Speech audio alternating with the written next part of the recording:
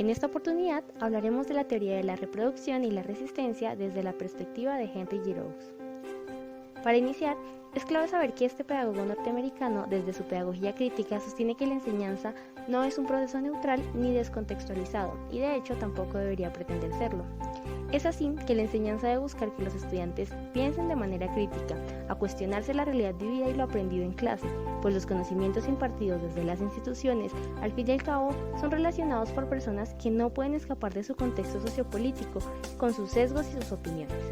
De igual manera, podemos reconocer que desde la teoría de la resistencia y la reproducción, en el terreno de la educación, ambas comparten el error de no proporcionar bases para una teoría de la educación que vincule estructuras e instituciones con el factor humano y su acción de una manera dialéctica. Por un lado, en un análisis crítico desde la teoría de la reproducción, las escuelas son consideradas como agencias centrales en la política y en los procesos de dominio, donde se reproduce todo lo establecido por la clase dominante, pues las escuelas reproducen la dinámica de desigualdad y de los modos de discriminación de clase, raza, sexo, ya que son percibidas como fábricas o prisiones donde maestros y estudiantes por igual actúan simplemente como peones de ajedrez y sustentadores de papeles constreñidos por la lógica y las prácticas sociales del sistema capitalista. Por otro lado, desde la teoría de la resistencia se desafían los aspectos más opresivos de las escuelas, analizando las formas en que los estudiantes participan activamente a través de un comportamiento de oposición en una lógica que los relega a una posición de subordinación de clase y derrota política.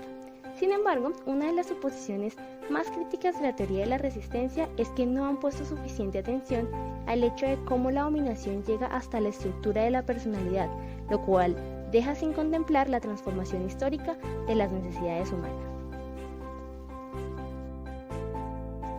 ¿Pero por qué es importante analizar estas teorías en el terreno educativo? Pues bien, las escuelas son ámbitos sociales que se caracterizan porque en ellas los planes de estudio ocultos compiten con los planes de estudios evidentes, al igual que se enfrentan las culturas dominantes y subordinadas, entrando así en contradicción.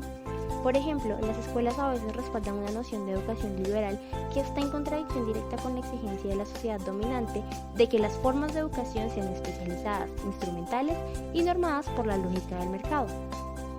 Aunque algunos estudiantes se resisten a la noción de aprendizaje de carácter dogmático en favor de un comportamiento subversivo en la escuela, simultáneamente pueden estar sometidos a un plan de estudios escolar en donde la distinción entre el conocimiento que representa un estatus alto y uno bajo se organiza en torno a la diferencia entre materias teóricas y prácticas, lo cual pone en jaque mate las debilidades de la teoría de la reproducción y la resistencia.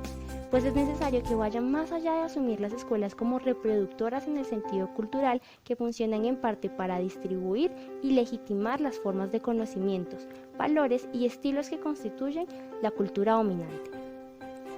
De igual manera, se hace vital empezar a revelar las prácticas escolares cuya fundamentación es el control de los procesos de aprendizaje, la capacidad de pensamiento y acciones críticas como estudiantes.